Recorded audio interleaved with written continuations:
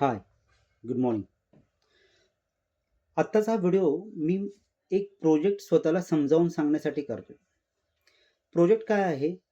तर मला आमचा जो काही जयसिंगपूर शहर आहे, याच्यासाठी त्याच्यातली सगळी इन्फॉर्मेशन ऑनलाईन असेल, असा एक मला खूप चांगला प्रोजेक्ट करायचा आहे. म्हणजे कन्सेप्ट काय, की जयसिंगपूरबद्दल कुठलीही माहिती हवी असेल, तर लोकांना एकच वेबसाईट उघडली jaysimpur.com फॉर एक्झाम्पल, तर त्यावरती त्यांना सगळी माहिती मिळेल. आता सगळी माहिती म्हणजे काय?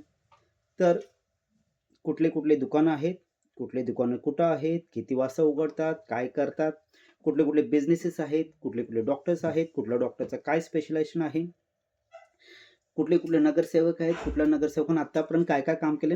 ह्या सगळ्या गोष्टींची अगदी डिटेलमध्ये माहिती आपल्या वेबसाईटवरती असेल.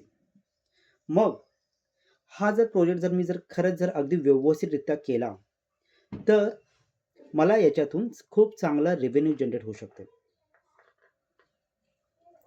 मग रेव्हेन्यू मॉडेल कसं असेल आपलं? तर बेसिकली आपण काय करणार आहोत, की प्रत्येक बिझनेसला जर तुम्हाला आमच्या वेबसाईटवरती लिस्टिंग करायचं असेल, तर ₹700 पर इयर ह्या पद्धतीचं त्यांना आपण सबस्क्रिप्शन देणार आहोत.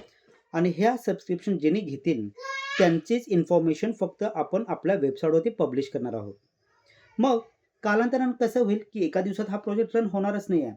याच्यासाठी कालावधी लागेल. 1 दिवस, 1-2 दिवसात हा प्रोजेक्ट होणार नाही आहे. तर साधारण 3 दिवस ह्याला खूप चांगली पब्लिसिटी मिळण्यासाठी जाईल. मग गोष्टी कशा होतील, की ज्यावेळेला माझ्या प्रोजेक्टचं चांगल्या गोष्टी लोकांच्यापर्यंत पोहोचतील, त्याला लोकं त्याच्यावरती खूप जादा व्हिजिट्स देतील. म्हणजे समजा त्यांना इलेक्ट्रिशियन पाहिला आहे किंवा कोणतरी प्लंबर पाहिला, तर सगळ्या गोष्टी आपल्या वेबसाईटवरती त्यांना एका सिंगल क्लिकच्या बटनवरती मिळतील. जेणेकरून त्यांना इतर कुणालाही शोधायचं असेल, तर त्यांनी इतर ठिकाणी विचारणारच नाही. त्यांना इव्हन घरमालक भाडेकरूचं समजा एखादा फ्लॅट भाड्यानं हवा आहे, तर तो देखील त्यांना आपल्या वेबसाईटवरती मिळू शकेल. एवढ्या ॲडव्हान्स लेव्हलला आपल्याला हा प्रोजेक्ट करायचा आहे. आणि मला ही गोष्ट माहिती आहे, की हा प्रोजेक्ट मी माझ्या अगदी चांगल्या पद्धतीने करू शकतोय. त्यामुळं हा प्रोजेक्ट ह्या वर्षी म्हणजे बेसिकली हे वर्ष तरी मी माझ्या कंपनीच्या ऑटोमेशनसाठी घालवते. म्हणजे आणि मग त्याच्यानंतर हा माझा प्रोजेक्ट पूर्ण झाल्यावरती, माझ्या कंपनीचं ऑटोमेशन पूर्ण झाल्यावरती, मी हा प्रोजेक्ट हाती घेणार आहे. मग ह्या प्रोजेक्टकडून माझ्या स्वतःच्या खूप जादा अपेक्षा आहेत. अपेक्षा म्हणजे काय, की आता हा प्रोजेक्ट मी घेतोय का? पहिल्यांदा ते समजावून घ्या. आता हा प्रोजेक्ट घेण्याचं कारण काय माहीत आहे, की मी इतर गावांमध्ये जाऊन माझी तेवढी ताकद पुरत नाहीये. का पूर्ण झाली ताकद?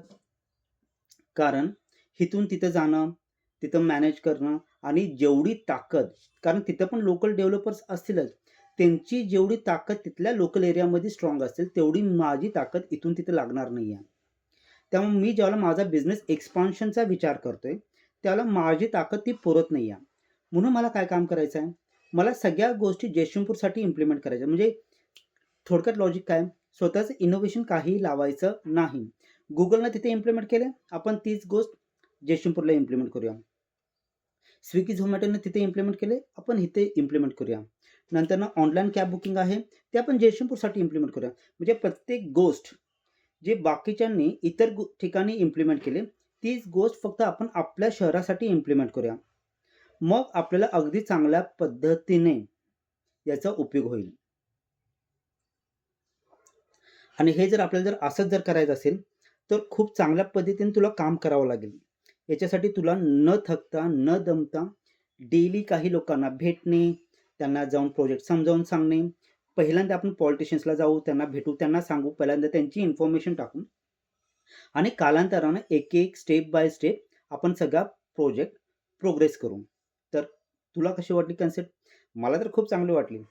मला आशा आहे, की स्वतःला हा तुला प्रोजेक्ट आवडलेला असेल, तर जगाला देखील हा प्रोजेक्ट नक्की आवडेल आणि तू याच्यातून खूप चांगल्या पद्धतीने अर्निंग करू शकशील.